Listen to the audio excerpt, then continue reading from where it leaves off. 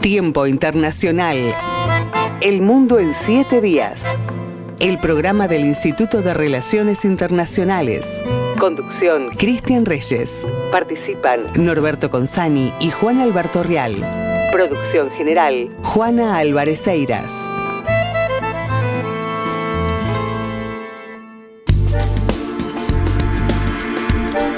La actualidad global.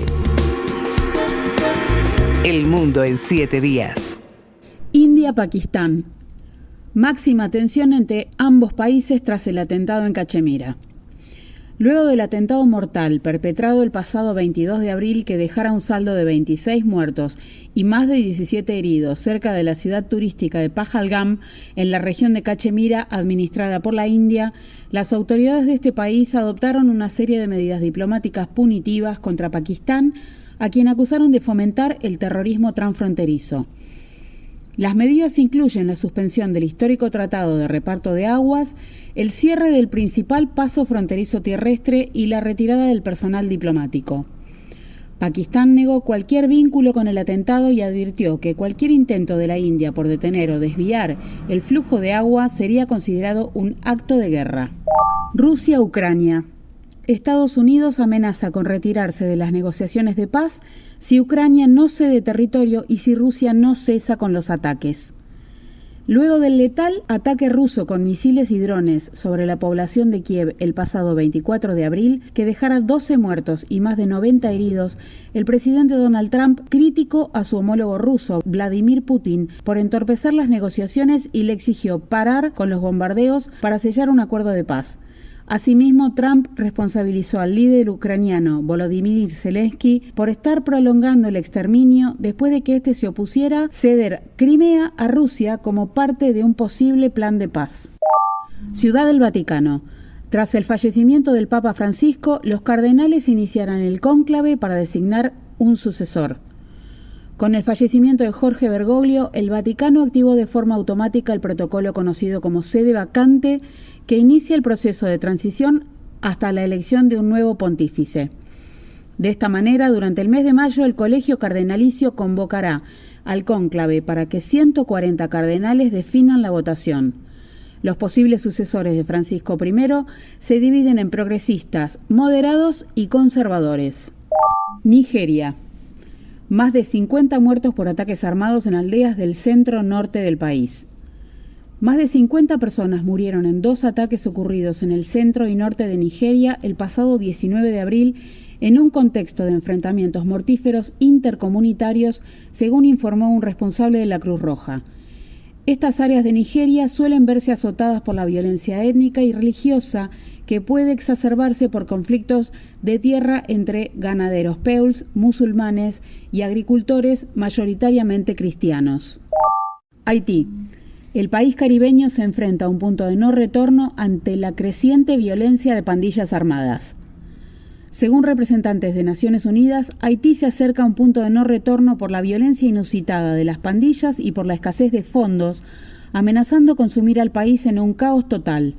Ante los recortes presupuestarios decididos por Estados Unidos en su ayuda exterior, la ONU debió reducir su presencia en la capital, Puerto Príncipe, que se encuentra controlada por las bandas criminales en un 85%.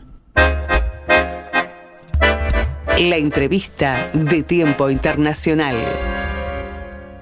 Estamos en diálogo con Valeria Carbone. Ella es doctora en Historia por la Universidad de Buenos Aires, especializada en estudios de Estados Unidos, y es nuestra secretaria académica de la Cátedra Libre de Estados Unidos de la Universidad Nacional de La Plata. Valeria, buenas tardes. Muchas gracias por acompañarnos aquí en Tiempo Internacional, el programa de Radio del IRI. Gracias a ustedes por la invitación.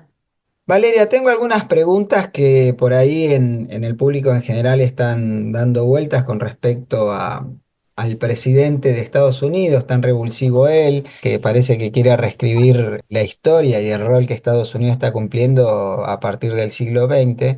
La primera de las preguntas que tengo para hacerte es: ¿qué es lo que pasa en el vínculo entre la Casa Blanca y las universidades? ¿Hay algo más que el antisemitismo detrás de ello o es ese justamente el fundamento que ha llevado a que Donald Trump se enfrentara tan abiertamente con Harvard y por alcance también Stanford y Yale?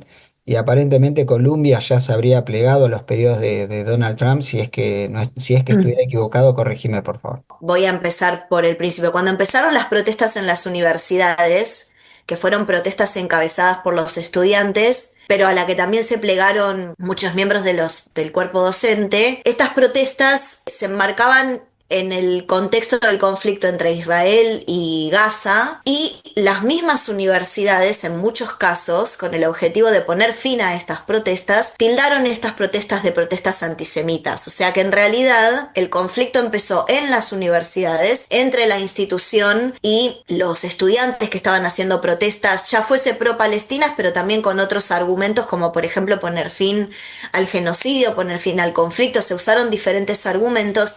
Las mismas universidades trataron de ponerles fin, se arrestaron estudiantes por orden de las universidades, y en ese momento Donald Trump estuvo de acuerdo con la postura de las universidades, si bien él no era presidente en ese momento cuando empezaron estas protestas.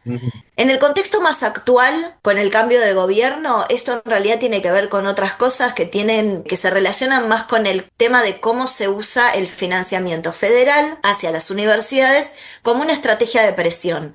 Esto no es la primera vez que el gobierno federal lo hace. Ya lo hizo en la década del 60, cuando a partir de las leyes, de la Ley de Derechos Civiles, por ejemplo, que puso fin a la segregación racial en los espacios públicos, se obligó a las universidades de esta manera, o sea, amenazándolas con retirarles el financiamiento federal si no integraban sus campus universitarios, o sea, si no permitían, por ejemplo, la inscripción de estudiantes afrodescendientes. En ese momento se hizo con el objetivo de empezar con lo que hoy se conoce con las políticas de DEI, que son las políticas de diversidad, inclusión y equidad. En ese momento no se llamaban así, sino que era poner fin a la segregación racial en los campus universitarios y tener políticas de aceptación de estudiantes afrodescendientes, en este caso en las universidades, y además poner en práctica una ley que era una ley federal que había sido aprobada por el Congreso. El objetivo en ese momento era abrir la puerta a la diversidad en los campus universitarios. Ahora el gobierno federal la está usando con el objetivo contrario, que es ponerles fin a estas políticas de diversity, equity and inclusion que durante 50 años las promovió el gobierno federal. Entonces, me parece que la pelea es mucho más grande que esto, que además tampoco tiene necesariamente que ver con el financiamiento en sí, sino que tiene que ver con cambiar la currícula universitaria para volver a prácticas de enseñanza que tengan que ver con poner fin a las prácticas de diversidad, eso por un lado, y además el principal interés de la administración Trump o del trumpismo, o sea que es algo muchísimo más amplio que eso, que tiene que ver con lo que ellos entienden es poner fin a lo que se llama The Critical Race Theory, la teoría crítica de la raza. Un marco teórico que se propone cuestionar las prácticas discriminatorias que vienen desde las instituciones y que tienen que ver con la raza, que tienen que ver con el género, que tienen que ver con la nacionalidad y también que tienen que ver con cuestiones de clase social. O sea, es muchísimo más profundo que hablar de antisemitismo en los campus universitarios. ¿Y cuán permeable ves a la sociedad americana y específicamente a las universidades a esta iniciativa del trumpismo, justamente como señalás? Y yo la verdad que creo que también las universidades van a adoptar una política muy pragmática, entre comillas, en el sentido de cuán dependientes son del financiamiento federal. Eso me parece que es lo que estamos viendo también en otras cosas. Por ejemplo, hay comisiones departamentales o agencias federales que durante muchísimo tiempo, para poder continuar recibiendo financiamiento, necesitaban seguir estas políticas de diversity, equity and inclusion. Esto era una política del gobierno federal. Esto lo quiero aclarar porque si no parece que las cosas salen de la nada, ¿no? Tener cuenta, por ejemplo, cuestiones de género para el otorgamiento de becas o, por ejemplo, si había una determinada beca, tener en cuenta que hubiese una representación proporcional entre hombres y mujeres o mismo entre diferentes estados en los Estados Unidos, no solamente cuestiones que tengan que ver con el género o la raza o origen, representación social, que hubiese una cierta representación entre estudiantes de un cierto ingreso económico. Entonces se implementaban estas condiciones. Yo creo que ahora las universidades, que es lo que está haciendo, de hecho hay, como decía, organizaciones que otorgan becas que que empezaron a ponerle fin a estas políticas o ya no las siguen, con el objetivo de que no les corten el financiamiento. Las universidades más tradicionales, que son las que en Estados Unidos se conocen como las universidades de la Ivy League, estas que vos nombrabas al comienzo, Harvard, Columbia, Princeton, que son las universidades más antiguas de Estados Unidos y son como una cohorte de 10 universidades que además tienen mucho poder de recaudación de fondos a nivel privado. ¿Qué pasaría con el financiamiento privado si para seguir recibiendo el financiamiento estatal abandonan estas políticas que tienen mucho que ver con la agenda del siglo XXI y se vuelven pragmáticas, dejando de lado estas cuestiones de diversidad, de igualdad y equidad? No, la pregunta es muy buena. La Constitución de los Estados Unidos aseguró durante todo el siglo XX el derecho al voto a los afroamericanos en la enmienda 14. Ahora, el sistema de segregación racial, muy practicado en el sur, pero también en el norte del país, hasta la década del 60 se las ingenió para ignorar esta disposición constitucional e imponer prácticas que impedían el derecho al voto a pesar de que era un derecho constitucional. Entonces, vos podés tener una disposición del gobierno federal, puede ser una ley, puede ser una normativa, puede ser un requisito para el financiamiento, que a nivel estatal, a nivel estadual o a nivel local, igual las organizaciones a veces se las ingenian para ir alrededor de eso y asegurar que el financiamiento continúe o que la ley no sea anticonstitucional. Para eso también necesitas de otros organismos que avalen esa práctica. En este caso, nosotros estamos esperando a ver qué hace la Corte Suprema. Por ejemplo, a ver si dice que esto es constitucional o no es constitucional. Lo que pasa que como esto no es una ley, sino que es una disposición del gobierno federal, esto también implica que haya algún estado o alguna universidad que haga un challenge, o sea, que desafíe esta orden del gobierno federal para que no afecte el financiamiento. Eso todavía no pasó. Para que algo llegue a la Corte Suprema, tiene que seguir un procedimiento y toma tiempo. Esto tampoco es una ley que haya pasado por el Congreso. Entonces, ahí hay un montón de cuestiones procedimentales que se están pasando por arriba. Tiempo Internacional. El programa del IRI. La otra cuestión es esta, que la mayoría de las universidades en los Estados Unidos son privadas, incluso las universidades públicas, no es como en el caso de la Argentina, que son tuition free, o sea que los que van no pagan. Hay algunas universidades que sí, como por ejemplo la The State University of New York o The City University of New York, SUNY y CUNY, que son gratuitas para los habitantes del estado. Y además tenés que cumplir otros requisitos. Ahí las opciones son o encontrar una forma de ir alrededor de esta política, llamarlas de otra manera, tener otros criterios para seguir implementando DEI, y que el financiamiento no se corte, pero en los papeles, en lo público, adherir a este requerimiento del gobierno federal, que también es muy importante el discurso público, o sea, es importante para la administración Trump que una universidad diga, bueno, nosotros para poder seguir teniendo el financiamiento vamos a respetar estas nuevas disposiciones del gobierno federal. Dice mucho sobre la postura de las instituciones de educación superior. Y después está la posibilidad de las universidades privadas, que es continuar recibiendo financiamiento sin la plata del gobierno federal para continuar funcionando. Hay universidades que lo van a poder hacer, otras que no. Esto va a afectar a otras cosas, van a tener que recortar las universidades, porque estamos hablando de miles de millones de dólares. Van a empezar a cerrar departamentos, van a empezar a echar gente, van a reducir la plantilla de estudiantes que reciben becas, o sea, solamente van a poder ir los estudiantes que puedan pagar. Pero para mí esto también tiene una consecuencia más a largo plazo, que es que de la misma manera que en la década del 60 el gobierno utilizó esta estrategia para ampliar la currícula de los estudios las cosas que se enseñaban, y ahora lo usa para recortarla, pero esto también le va a dar a las universidades más autonomía para decidir lo que quieren y no quieren enseñar. Esto puede salir para cualquier lado. O sea, en una época se usó para, por ejemplo, abrir departamentos de Black Studies, de estudios afroestadounidenses o de estudios de género o de interseccionalidad o lo que sea. Y hay un peligro también en que las universidades privadas decidan qué es lo que quieren dejar afuera. O sea, esto te puede derivar en que si una universidad de la derecha cristiana que existen en los Estados Unidos decida que no quiere enseñar más evolucionismo, que solo va a enseñar creacionismo en una institución de educación superior, también lo van a poder hacer.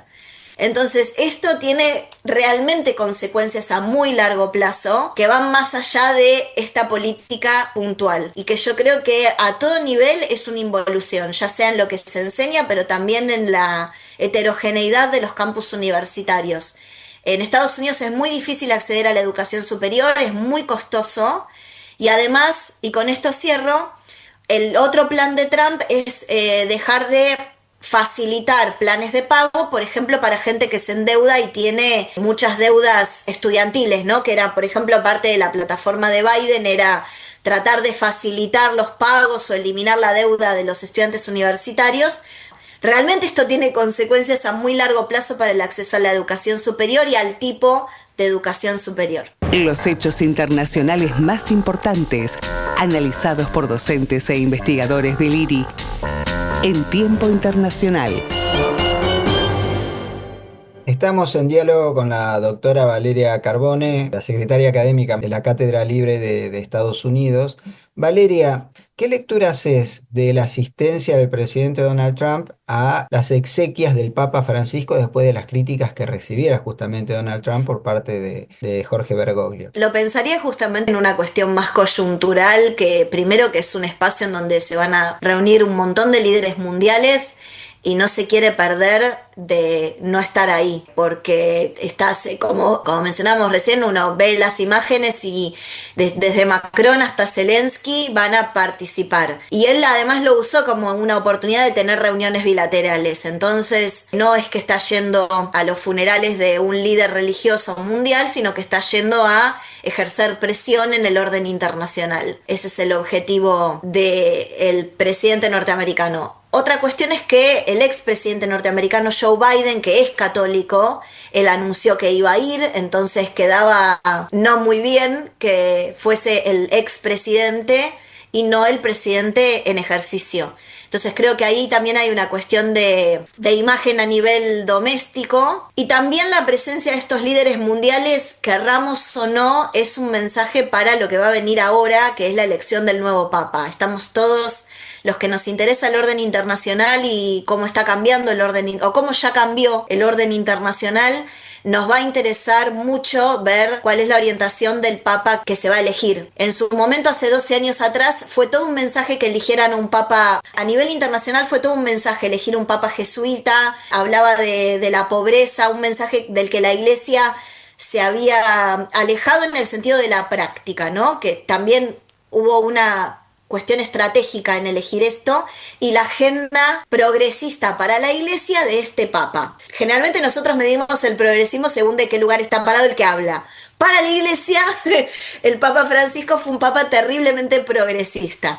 Entonces me parece que ahora también vamos a estar mirando qué tipo de Papa elige la Iglesia en un contexto de avance de la derecha religiosa a nivel global, de avance del conservadurismo, de avance del discurso fascista. La presencia de Donald Trump en los Estados Unidos en este momento y todas las políticas que está implementando, no solamente con respecto al tema de la inmigración, que es lo que se ha hecho mucho foco, pero también en esto de las políticas de diversity, equity and inclusion, tiene que ver con, bueno, qué tipo de papa se va a elegir, alguien que siga la línea crítica del Papa Francisco o alguien que se pare más hacia la derecha conservadora. Se habla, por ejemplo, en este sentido mucho de Sará, Papa africano.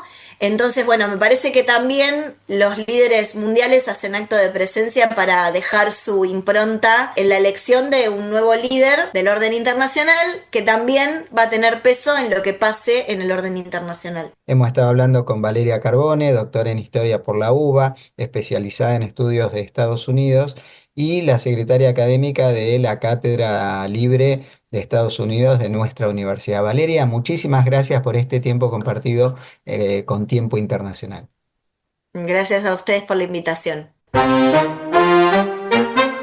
En el IRI se dictan 3 carreras de posgrado: la maestría en Relaciones Internacionales, el doctorado en Relaciones Internacionales y la especialización en Estudios Chinos.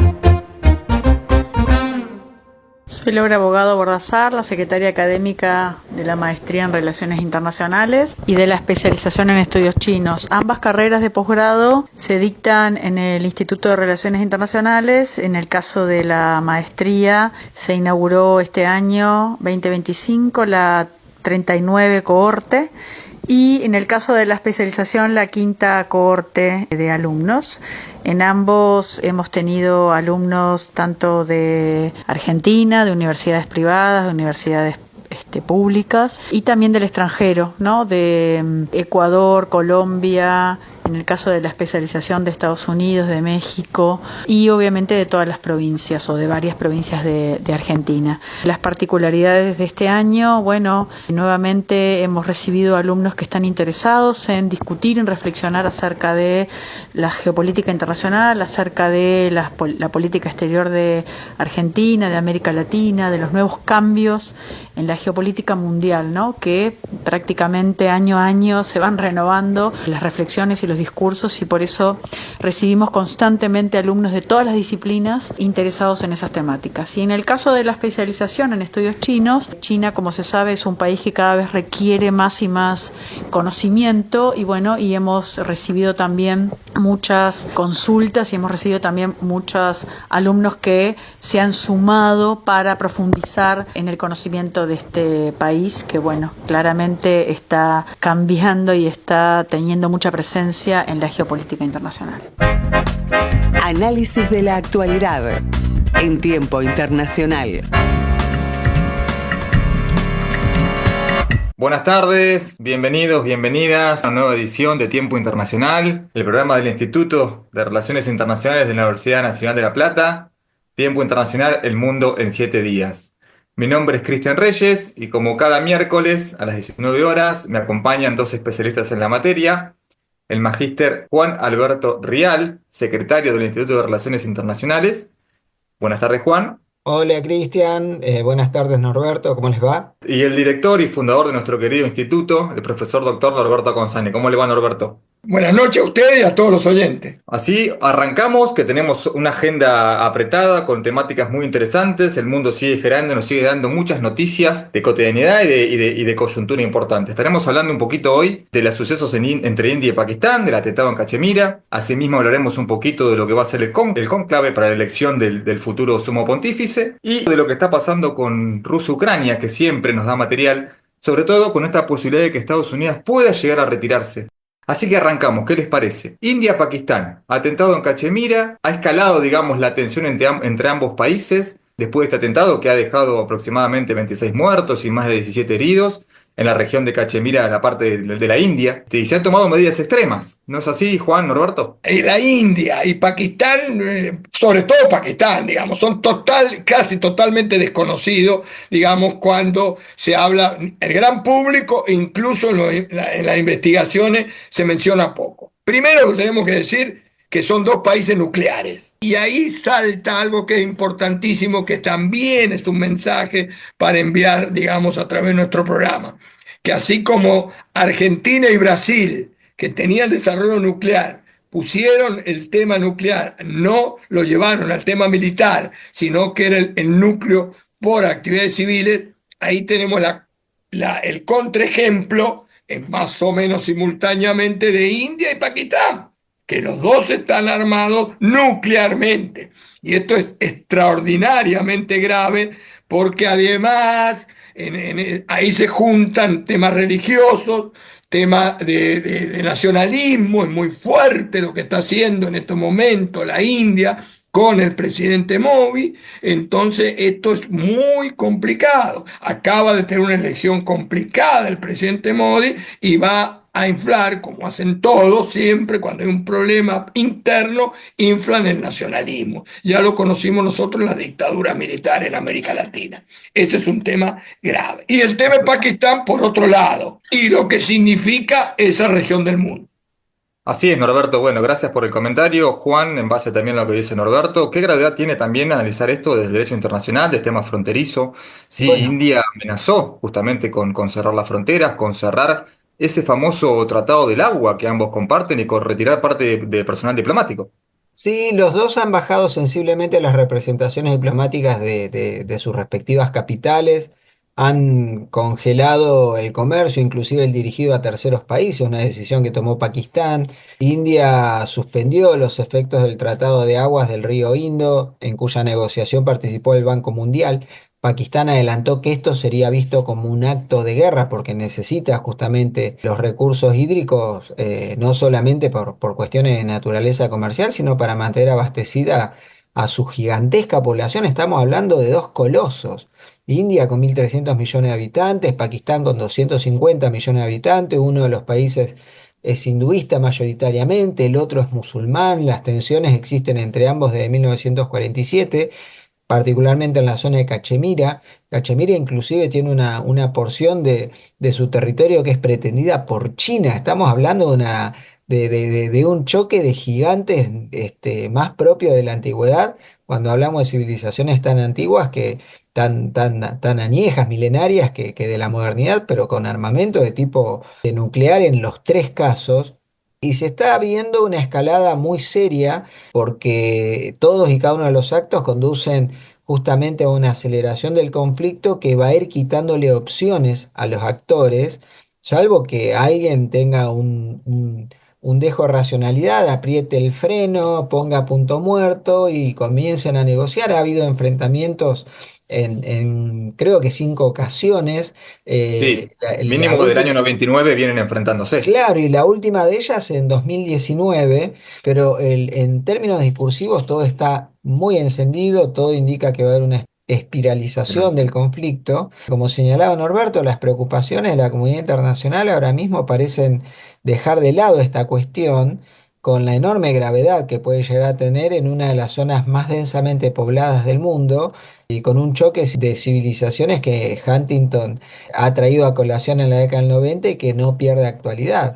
Así que hay que poner el ojo, el foco en esto Mm. porque esta película que lleva varios capítulos parece que nos está ofreciendo uno más y aquello que en algún momento pensamos que iba a ser excepcional, el recurso a la Fuerza Armada, cuando todo indica que es lo económico, lo central, parece que hace que se nos quemen las partituras y tengamos que entonar nuevas canciones, ¿no? Sí, Y además, lamentablemente. Sí, Norberto, Norberto, lo escucho. no, además hay que ver la incomodidad de China. No se olviden que China es muy aliado, o Pakistán es muy aliado con China. Y la relación China-India es otro tema. Otro Entonces, tema áspero, claro, que no claro, ayuda, bueno, digamos, a la claro, coyuntura claro, geopolítica. claro. Ponen una situación muy difícil a los chinos, pero muy Ahora, difícil. ya para ir cerrando este temita que me parece muy interesante y una opinión de ambos, tengo entendido que a Pakistán llamó una reunión del Consejo de Seguridad para analizar la temática, dado que, como hablábamos recién, hubo 27 muertos turistas en principio, y bien lo que decía Juan hoy del atentado de 2019, habían muerto 40 soldados indios, digamos. La Sí, escalada es muy grave. sí, sí, de hecho, están retirándose los turistas, que es uno de los recursos más importantes que tienen los habitantes de allí de Cachemira. Pakistán le ha pedido a los ciudadanos pakistaníes que estuvieran en India volver a Pakistán. Han cancelado las visas de los indios en Pakistán. Ha sucedido lo mismo con respecto a los pakistaníes en India. Le están pidiendo que vuelvan a Pakistán y no admiten nuevos pakistaníes en India. Han cerrado la comunicación, la ruta internacional que tienen allí en Cachemira y Mm. justamente esta carta que traes a colación de la convocatoria del Consejo de Seguridad tenemos el respaldo de los grandes porque China tiene ese vínculo particular con Pakistán y pensemos que también sucede algo parecido con India que pendula entre Estados Unidos y la Federación Rusa ya que les compra armamentos a los dos. Este, Justamente. lo preocupante es esto, un choque permanente entre potencias nucleares por apetencias territoriales desde el mismo momento de la independencia en 1947, el Imperio Británico, con final siempre abierto, porque suenan los tambores de guerra de manera constante y en algún momento la situación desescala, se apaciguan y queda ahí latente hasta otro round. La pregunta es cuántos rounds pueden brindar al escenario internacional estos dos campeones de peso pesado, ¿no? Así es, como dice Juan. Bueno, veremos qué pasa en estos días también con esta reunión del Consejo de Seguridad y cómo se van sucediendo los hechos para poder comentarlos también la próxima semana. Continuamos con la actualidad global. Gaza. Israel continúa su ofensiva en Gaza y causa otra decena de muertos en un refugio para desplazados. Al menos 10 personas fueron asesinadas por un bombardeo israelí contra la escuela Yafa de la ciudad de Gaza el pasado 23 de abril. El establecimiento servía de refugio a palestinos desplazados por la guerra, según informó un portavoz de la Defensa Civil gazatí. Al momento, 51.260 personas han muerto y otras 116.000 han resultado heridas en los ataques israelíes contra Gaza desde que comenzó la guerra en octubre de 2023, según el recuento de las autoridades sanitarias locales. Venezuela, El Salvador. Maduro acusa a Bukele de violar los derechos humanos de los deportados venezolanos. El presidente venezolano Nicolás Maduro exigió al presidente de El Salvador, Nayib Bukele, que abandone el camino de la desaparición forzosa, luego de que propusiera repatriar a 252 venezolanos deportados por Estados Unidos a cambio de la liberación de los que considera presos políticos en Venezuela. Maduro dijo a los medios locales que su homólogo salvadoreño viola sistemáticamente los derechos humanos tras proponer el intercambio. Brasil-Chile. Ambos países buscan fortalecer sus lazos comerciales ante la guerra arancelaria desatada por Donald Trump. Los presidentes de Brasil, Luis Ignacio Lula da Silva, y de Chile, Gabriel Boric, manifestaron su oposición al desafío que resulta para la gobernanza global la guerra comercial impulsada por Donald Trump. Con el objetivo de demostrar su respaldo al multilateralismo, ambos mandatarios acordaron concretar el corredor bioceánico que conectaría a ambas naciones. Fondo Monetario Internacional. La organización recortó drásticamente su pronóstico de crecimiento mundial para 2025. Según el último informe semestral sobre la estabilidad financiera mundial del Fondo Monetario Internacional y del Banco Mundial, el impacto arancelario desatado por el presidente Donald Trump prevé un endurecimiento de las condiciones financieras, mayor incertidumbre global y el incremento de riesgos financieros mundiales. En este sentido, las proyecciones del FMI estiman un crecimiento de la economía mundial del 2,8% para este año, 0,5 puntos porcentuales menos que el pronóstico anterior. Unión Europea. Meta y Apple deberán pagar multas por 700 millones de euros por infringir la ley antimonopolio. Los gigantes tecnológicos Apple y Meta tendrán que pagar multas por un total de 700 millones de euros luego de que la Unión Europea considerara que incumplieron la Ley de Mercados Digitales, que entró en vigor en 2022 y que busca permitir la entrada de competidores más pequeños en mercados controlados por compañías dominantes. Continuamos con el análisis de la actualidad en tiempo internacional. Seguimos en esta agenda internacional y también quiero recordarles a nuestros oyentes que pueden escribirnos, ¿sí? Cualquier tipo de reflexión, consulta, pregunta, ¿sí? Crítica, ¿sí? A tiempointernacional@iri.edu.ar. Nos pueden escribir y estaremos acá también trasladando sus inquietudes en este programa.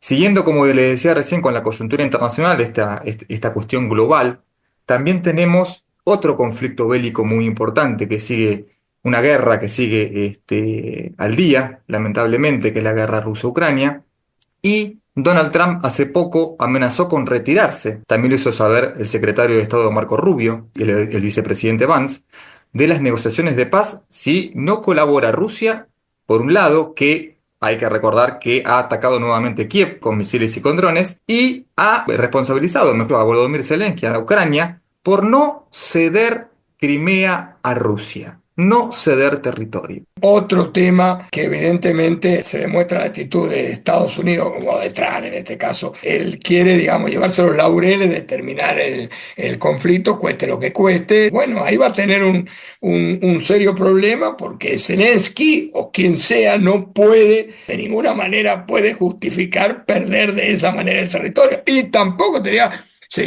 sería un precedente muy negativo, por ser incluso muy diplomático, para la comunidad internacional. Imagínate que alguien por la fuerza toma un territorio y violar todos los principios que ha sido piedra angular de Naciones Unidas.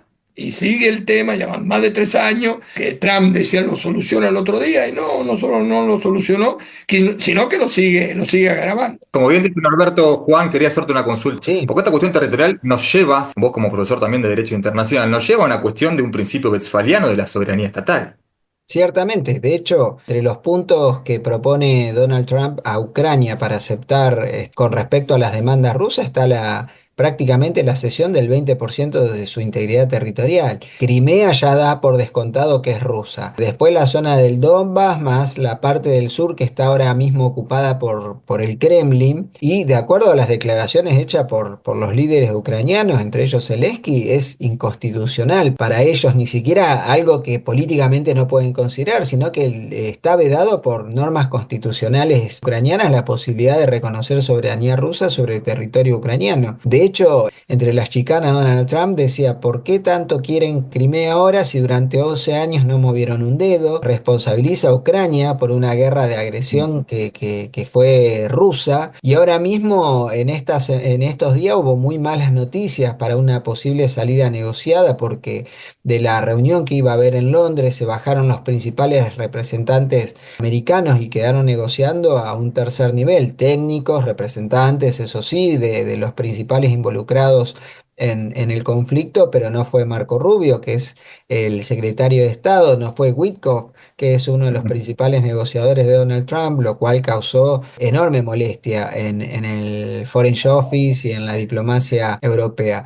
Y de hecho, con respecto a esta cuestión de Ucrania y Crimea puntualmente, salió Ursula von der Leyen, nada más y nada menos que la presidenta de la Comisión Europea, a decir: para Europa Crimea es de Ucrania y no se admite discusión al respecto. Claro.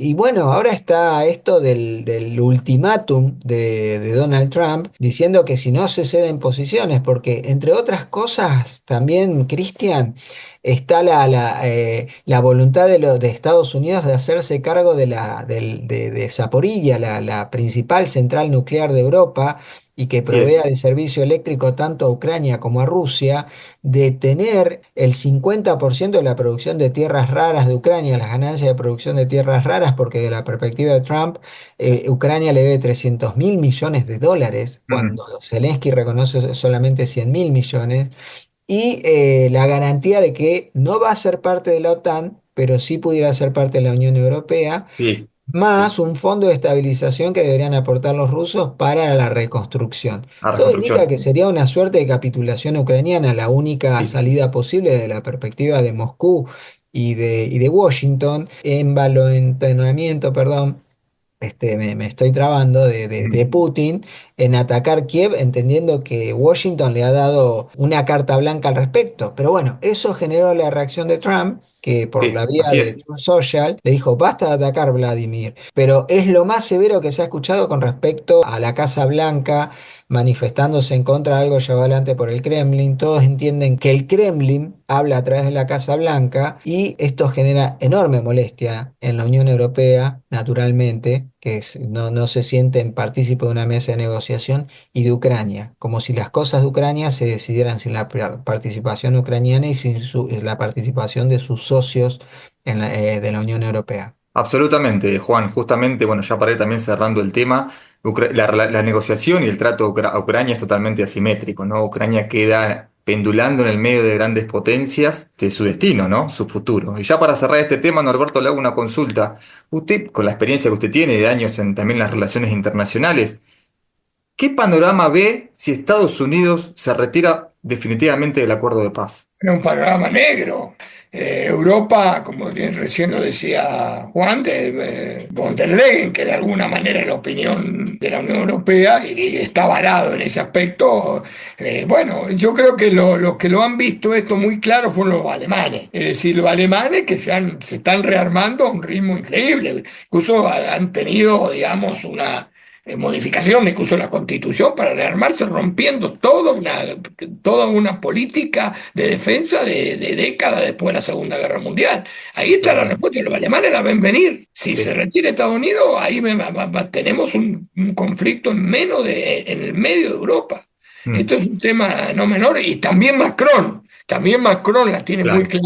muy clara, que efectivamente hay un problema verdaderamente ya europeo, no solo ucraniano. Eso, y Polonia, incluso Polonia, Incluso Polonia, claro. los países bálticos, que charlamos acá en este mismo programa cuando hablamos de cómo los finlandeses, que rompiendo su propia política, digamos, en su De momento, neutralidad. claro, de las minas antipersonales. Bueno, ahí Mm, tenés un ejemplo tras otro De esto se Sí, está transformando claramente en un conflicto Rusia contra Europa. Por así supuesto es. que no es la política de Orbán, no es la política de Orbán, o de algunos otros más, pero bueno, el grueso europeo está obviamente apoyando a Ucrania y protegiéndose a su vez. Así es, Norberto. Bueno, gracias por su apreciación y su claridad. También debemos tocar el tema de Alemania, seguramente, en otra edición, porque es muy interesante lo que va a pasar también a partir de ahora con este también, si se quiere, rearme europeo y el rol que va a ocupar tanto Alemania como Francia y también Gran Bretaña. Continuamos analizando la problemática de las relaciones internacionales en tiempo internacional. Ya para ir cerrando, hace poquitos días nos dejó el Papa Francisco y esto, bueno, ha generado la convocatoria a lo que va a ser el cónclave para la elección del futuro sumo pontífice que está planificada para los primeros días de mayo. Así que, bueno, quería consultarles a ambos cómo ven este cónclave. Se habla mucho, ¿sí? Por todas las reformas que ha establecido el Papa Francisco, ¿sí? Ha sido disruptivo, digamos, a ese statu quo de la Iglesia Católica. Y se habla mucho de tendencias tradicionalistas, reformistas y conservadoras, ¿no? En este próximo cónclave. Para simplificando, hay dos grandes tendencias. Claramente la tendencia del Papa Francisco, que creó incluso muchos de esos cardenales que van a debatir los próximos días, le responden de alguna manera a esa idea, una iglesia, digamos, progresista, inclusiva, abierta, que ha causado una verdadera revolución en la historia de la Iglesia Católica, porque esta va a ser el cónclave más geopolítico en la historia de la Iglesia, porque ahí se enfrentan dos tendencias, digamos, esta la del Papa y la otra, la tendencia conservadora, representada por fundamentalmente los obispos, los cardenales en este caso, de Estados Unidos y de algunos países europeos. Y yo dejo una reflexión personal que nos debe llamar la atención, por lo menos a mí me llama la atención, que es la presencia de Donald Trump en las exequias, teniendo en cuenta que Donald Trump no es católico, no era como Kennedy que era católico, Donald Trump no es católico. Y desplazar un presidente norteamericano, creo que son 3 aviones que viajaron o están viajando a Roma, 3 aviones con todos los servicios secretos por estar en las exequias, a mí me dice algo. Puede ser, eso corre por cuenta de cada uno, puede ser como una manera de avalar a ese grupo que ha visto con no muy buenos ojos todo lo que ha hecho el Papa Francisco en estos últimos años en la iglesia. Norberto, ahí en ese punto que bien dice, ¿usted cree que esta misión, si se quiere, diplomática también, media subrepticia, tendría la intención de presionar en algún punto para que pueda ser elegido algún obispo o arzobispo conservador? Totalmente. Esa es mi opinión. Yo sé que esto es muy discutible para algunos crean que sería una cosa muy traída de los pelos. Bueno, perfecto. Tienen todo el derecho del mundo a pensar. A lo mejor por eso es muy rico que, como vos lo pusiste hace unos minutos, que participen y a ver qué piensan de todos los oyentes. Te diría que es nuestro deber como académicos, como profesores universitarios, de provocar. Esto es una provocación, digamos, consciente, en el buen sentido del término, porque yo considero cuando se produce estos fenómenos, para mí no es normal. Ustedes me digan que vaya Macron, o que vaya el canciller alemán o alguien de España, bueno, está en la zona, está en el... Pero es lo mismo, salvando la distancia, que si Xi Jinping hubiera ido. Está bien, es otra cultura, pero geopolíticamente, porque acá se está debatiendo geopolíticamente, no solo una cuestión religiosa. Religiosa será para los católicos, pero el Papa Francisco fue un papa político, en el buen sentido del término. Así es, Norberto. Así también, entendiendo esta cuestión geopolítica, también le quiero preguntar a Juan, ¿no? Es importante ver cómo el Papa Francisco también tiene sus aliados, ¿no? Dentro de este cónclave. Y me venía a la mente justo estos candidatos, si mal no recuerdo, Luis Antonio Tagle, el filipino por un lado, y Peter Turkson, ¿sí? El arzobispo ganés, ¿sí? De Ghana, que serían, digamos, los más aliados que Francisco tenía dentro de la iglesia, ¿no?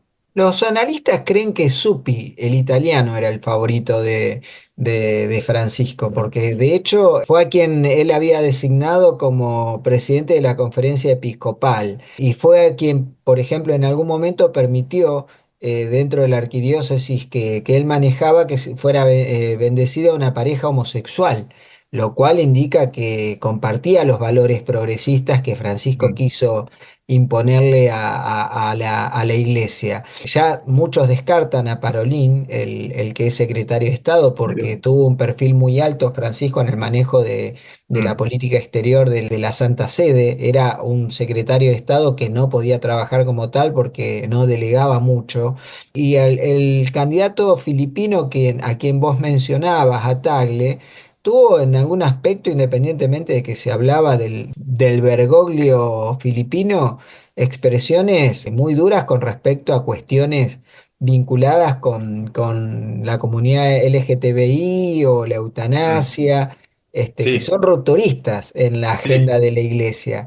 La realidad es que ya hay ciertas amenazas por parte de los electores americanos, los que provienen de los Estados Unidos de América. Uno ya había manifestado que esperaba que no se eligiera un papa cismático, una expresión como Mm. una amenaza mafiosa a la expectativa de que no fuera necesario separar la iglesia americana de la iglesia romana.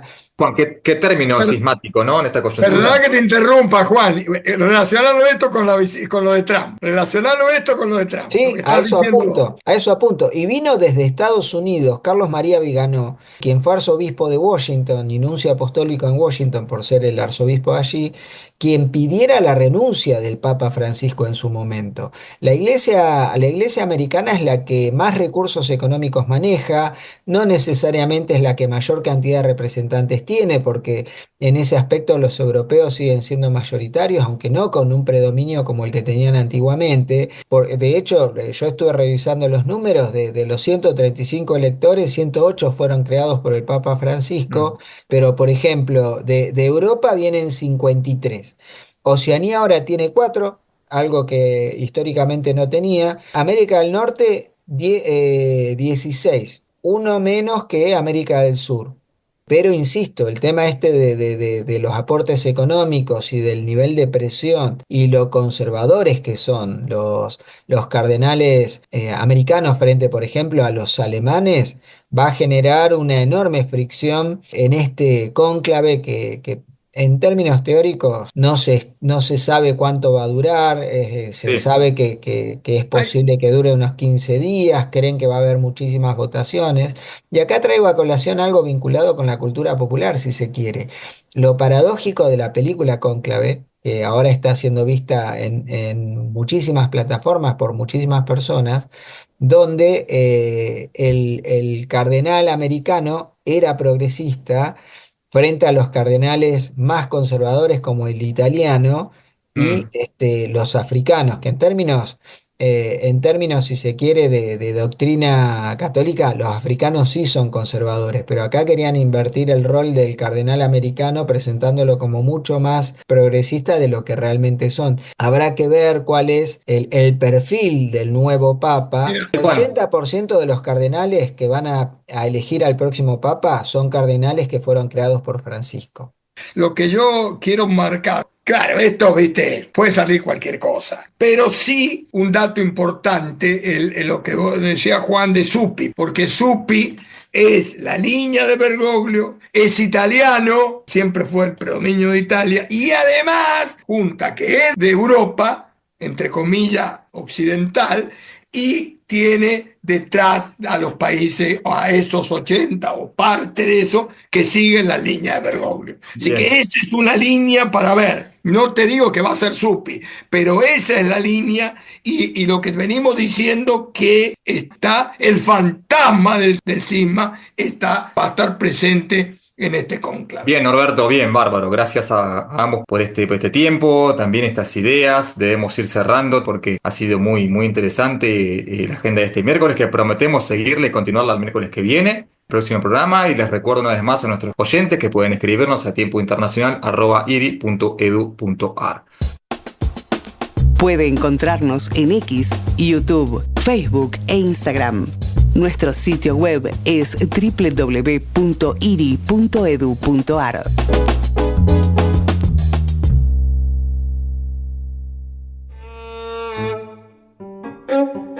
Tiempo Internacional. El mundo en 7 días. El programa del Instituto de Relaciones Internacionales.